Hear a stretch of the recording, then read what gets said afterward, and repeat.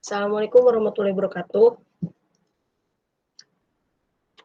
Di sini kita dari kelompok 7 dengan nama Asep Cahyana, Upit Fitriani, Fani Valeria akan menjelaskan PPT dari UAS Data Mining pengolahan data menggunakan metode a priori.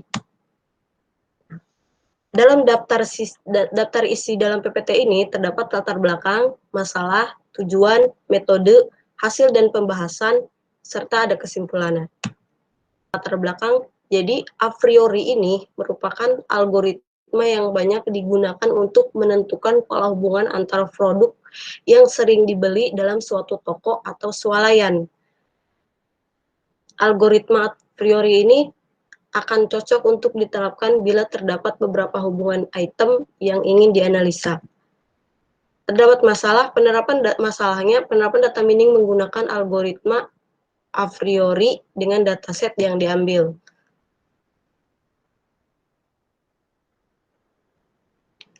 Tujuan: melakukan pengolahan data menu restoran dengan menggunakan metode a priori, mengetahui keterikatan antar item yang ada pada data tersebut.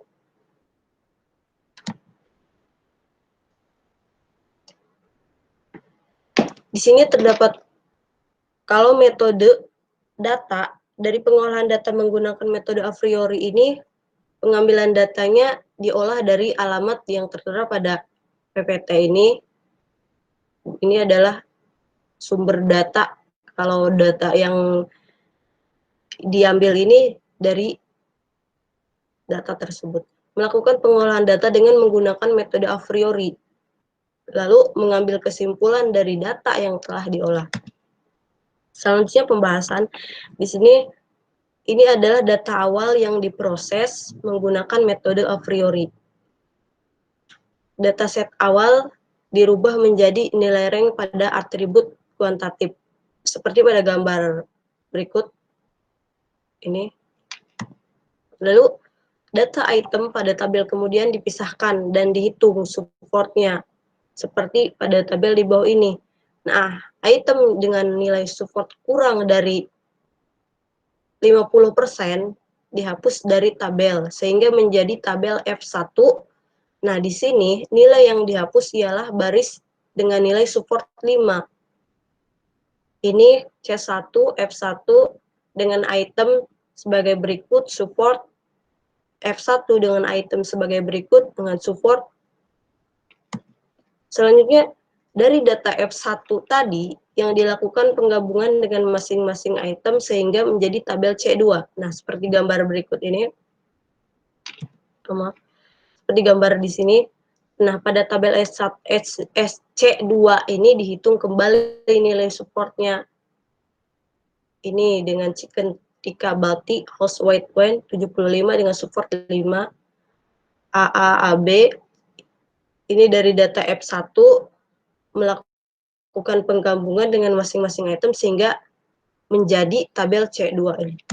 Selanjutnya, nilai yang kurang dari 30% kembali dihapus dan ditetapkan di tabel F2 ini. Nah, F2 items dengan support gini. Selanjutnya, dari tabel F2 kembali dilakukan penggabungan pada masing-masing itemnya sehingga menjadi tabel C1. Pada gambar berikut ini.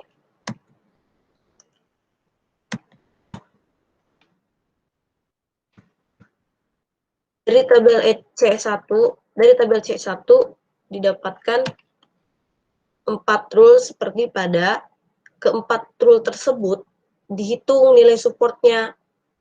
Dari tabel C1 tadi sudah mendapatkan 4 rule seperti pada keempat rule tersebut, lalu dihitung lagi nilai supportnya, confident dan risknya. Dan ini adalah rumus supportnya, ini rumus confidentnya, dan ini rumus leadnya. Nah, ini adalah rule yang dihasilkan. F2 dengan items, support, dan rule terbentuknya dengan supportnya, confident, leadnya. Dari data tersebut, dengan kesimpulan dari nilai lead yang dihasilkan terlihat bahwa nilainya di bawah 1. Nah, Maka dari keempat rule tersebut, atribut-atributnya saling independen. Sekarang kita akan mempresentasikan penggunaan metode a priori pada proyek Java. Di sini saya sudah membuka aplikasi NetBeans. Di sini terdapat proyek yang bernama a priori project. Di dalam proyek ini terdapat beberapa file konfigurasi yang harus kita setting terlebih dahulu. Kita bisa masuk ke menu files, kemudian di sini ada nih directory lib. Nah, di sini ada 3 file. Yang pertama itu a priori output. File ini di generate hasilnya otomatis ketika kita berhasil menjalankan program. Yang kedua itu ada config. Nah, di config ini ada 4 nilai ya. Tapi yang perlu kita perhatikan itu ada 3. Yang pertama itu nilai pertama ini 9. Ini adalah jumlah item yang kita miliki di dalam dataset. Terus ada 200. 200 ini adalah jumlah record yang ada di database dataset yang kita miliki. Terus ya untuk yang 30 ini adalah jumlah minimum supportnya. Kemudian ada file transa.txt. Nah, di dalam file transa.txt ini terdapat nilai 1, 0, 1, 1, dan seterusnya. Nilai 1 dan 0 ini kita dapatkan dari dataset yang kita miliki. Untuk mendapatkan nilai ini, kita bisa masuk dulu ke datasetnya.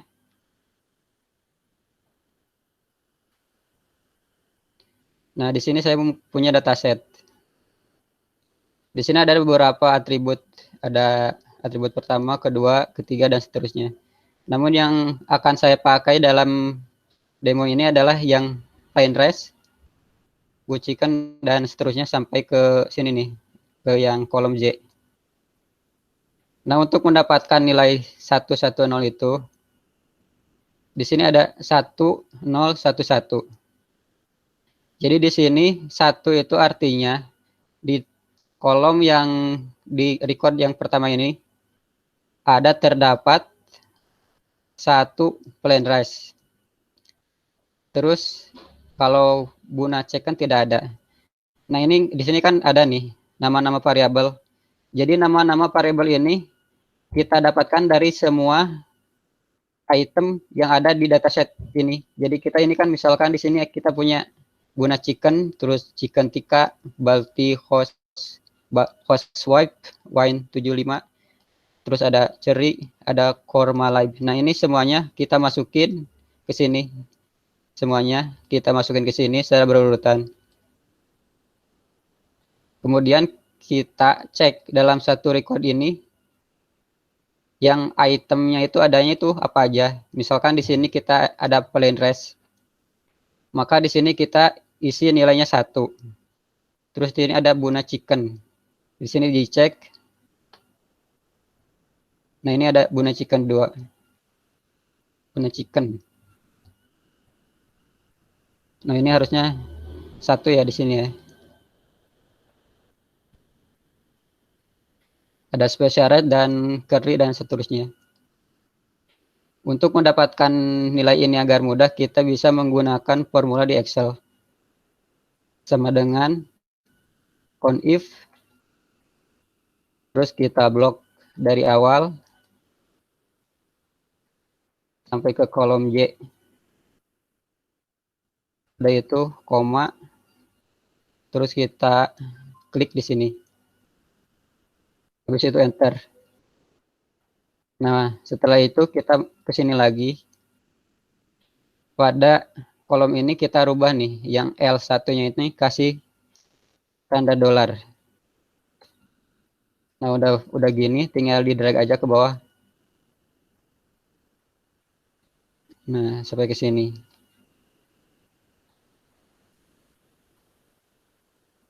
Yang ini juga sama. Misalkan yang friendless ini ya, sama dengan conif. Kita blok dari sini sampai ke Z.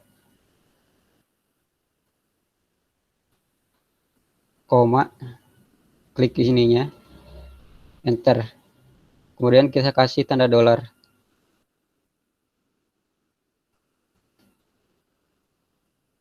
Terus tinggal di drag ke bawah.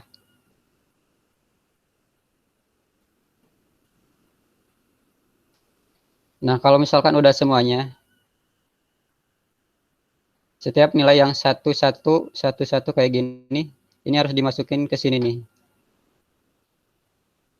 Supaya gampang kita bisa sih menggunakan rumus concat sama dengan concatenate L1 ditambah spasi, terus ditambah kolom M2, ditambah spasi lagi, N2, tambah spasi lagi, seterusnya sampai kolom T2.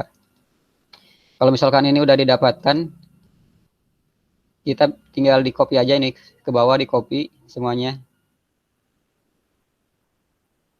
Baru kita copy, dimasukkan ke sini.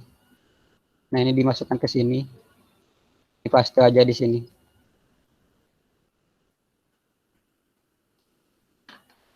Kalau sudah diisi semuanya, kita bisa langsung menjalankan programnya. Di sini programnya itu yang bernama apriori.java. Nah, di sini kita bisa klik kanan, run file.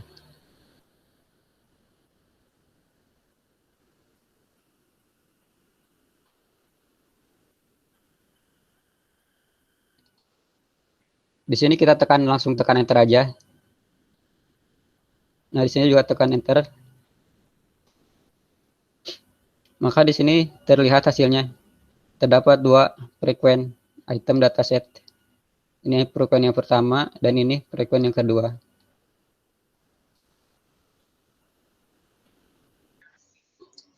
Assalamualaikum warahmatullahi wabarakatuh. Kami dari kelompok 7 ingin mempresentasikan UAS data mining kami tentang klasterisasi menggunakan Kamins. Kelompok kami sendiri terdiri dari Asep Cahyana, Pupit Fitriani, dan Fani Valeria. Dalam presentasi kali ini terdiri dari latar belakang, masalah, tujuan, metode, hasil dan pembahasan, serta kesimpulan. Latar belakang dari presentasi ini adalah clustering merupakan suatu metode untuk mencari dan mengelompokkan data yang memiliki kemiripan karakteristik atau similarity antara satu data dengan data yang lain. Kamins merupakan metode clustering yang paling sederhana dan umum. Hal ini dikarenakan Kamins mempunyai kemampuan mengelompokkan data dalam jumlah yang cukup besar dengan waktu komputasi yang relatif cepat dan efisien. Algoritma Kamins merupakan algoritma pengelompokan iteratif yang melakukan partisi set data ke dalam sejumlah K-cluster yang sudah ditetapkan di awal. Permasalahannya dari pembahasan kali ini adalah bagaimana menentukan klaster data-data pencemaran udara dengan menggunakan metode algoritma Kamins. Tujuannya untuk mengimplementasikan metode clustering untuk menentukan pusat klaster awal Kamins, serta membuat perhitungan metode clustering dengan algoritma Kamins sesuai dengan tahapan-tahapannya dengan menentukan banyaknya klaster yang dibentuk. Metodenya sendiri terdiri dari mencari dataset pencemaran udara, menguraikan gambaran objek kegiatan dan analisis semua permasalahan, memaparkan dari hasil-hasil tahapan penelitian, menguraikan kesimpulan dari penelitian dan saran-saran sebagai bahan pertimbangan untuk kegiatan seperti ini selanjutnya. Pembahasan yang pertama, di sini ada sejumlah contoh gambar dataset sampel yang akan digunakan dalam perhitungan Kamins. Kolom yang akan kita gunakan dalam Kamins kali ini ditandai oleh kolom warna biru. Kemudian kita menentukan pusat awal klaster yang di sini kita mengambil pada baris ketiga dan ke-8. Ketiga dan ke-8. Di sini sudah ada contohnya untuk baris ketiga dan 8, yang dimana PM10-nya terdiri dari baris pertama 31, baris ketiga 31, baris ke-8 35. Yang SO2 baris ketiganya 12, baris ke-8-nya 19, dan seterusnya CO, O3, dan NO2.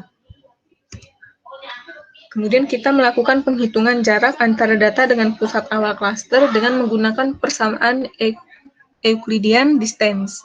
Berikut sudah ada rumusnya, di mana CIJ adalah pusat klaster dan CKJ adalah data. Lalu kita akan hitung jarak dari data pertama ke pusat klaster. Kita akan mengambil sampel yang tadi C1 dan C2.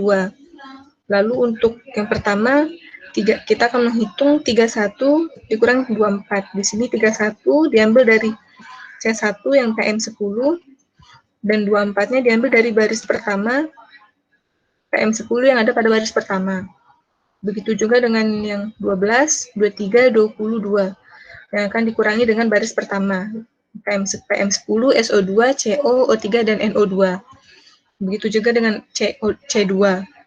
Kita akan menghitung itu sampai seterusnya dari seperti jarak data ke 2 pusat klaster sampai jarak data ke 20 pusat klaster. Lalu di sini ada hasil klaster setelah perhitungan. Akan didapatkan hasil seperti ini. C1 ada 1, 2, 3, 4, 5, 6, 8, 9, 10, 12, 13, 18, dan 20. C2 hasilnya ada 7, 11, 14, 15, 16, 17, dan 19.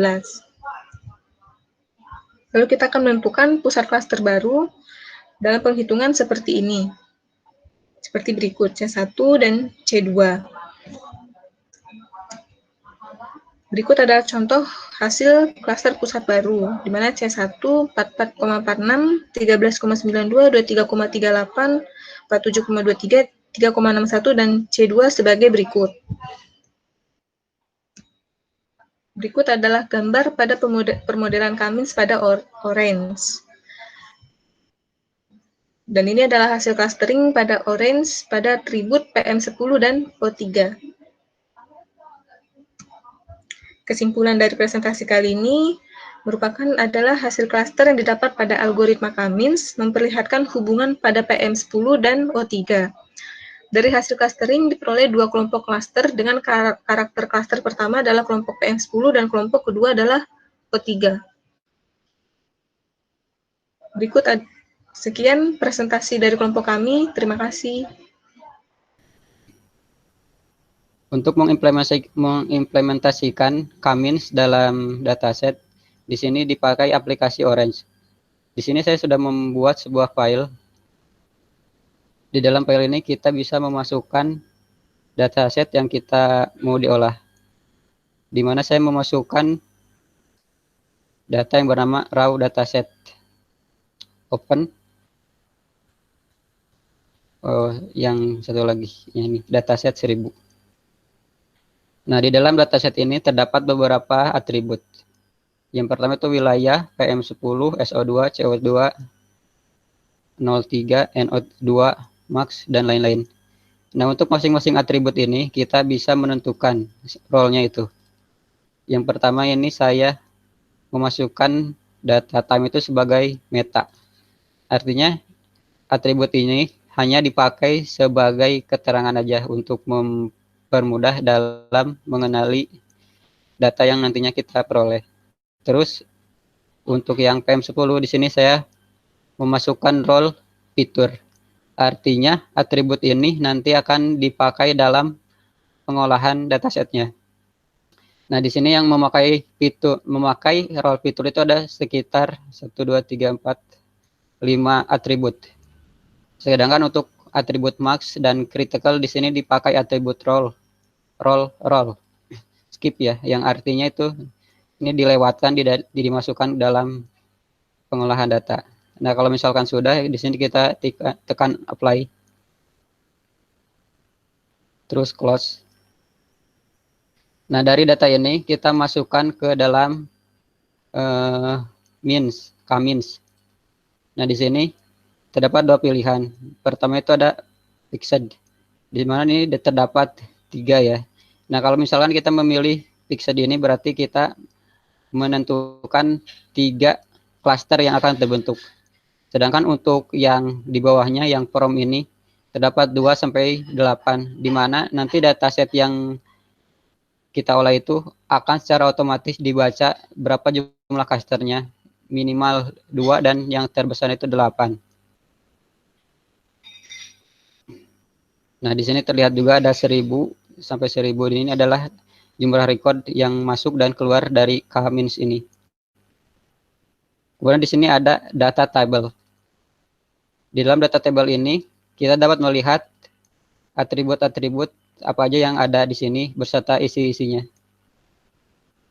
Nah, misalkan di sini terdapat atribut kategori, ada tanggal juga, ada wilayah. Nah, ini kategori, tanggal, dan wilayah tadi kita masukkan ke dalam meta role ya, yang artinya ini tidak digunakan dalam prosesnya. Nah, di sini ada nih yang misalkan digunakan sebagai yang atribut yang akan digunakan dalam pemrosesan. Di sini ada PM10, SO2, CO, O3 sama NO2. Jadi ada 5 atribut. Kemudian di sini ada select kolom. Di sini kita bisa memilih kolom mana aja yang akan digunakan dalam pemrosesannya. Nah, yang terakhir di sini ada scatter plot. Jadi scatter plot ini digunakan untuk memvisualkan data yang keluaran dari K-means tadi ini. Jadi data dari K-means ini akan divisualkan di sini. Di sini terlihat ada titik-titik warna merah dan titik-titik warna biru. Jadi titik-titik warna merah ini adalah C2-nya, sedangkan yang warna biru adalah C1.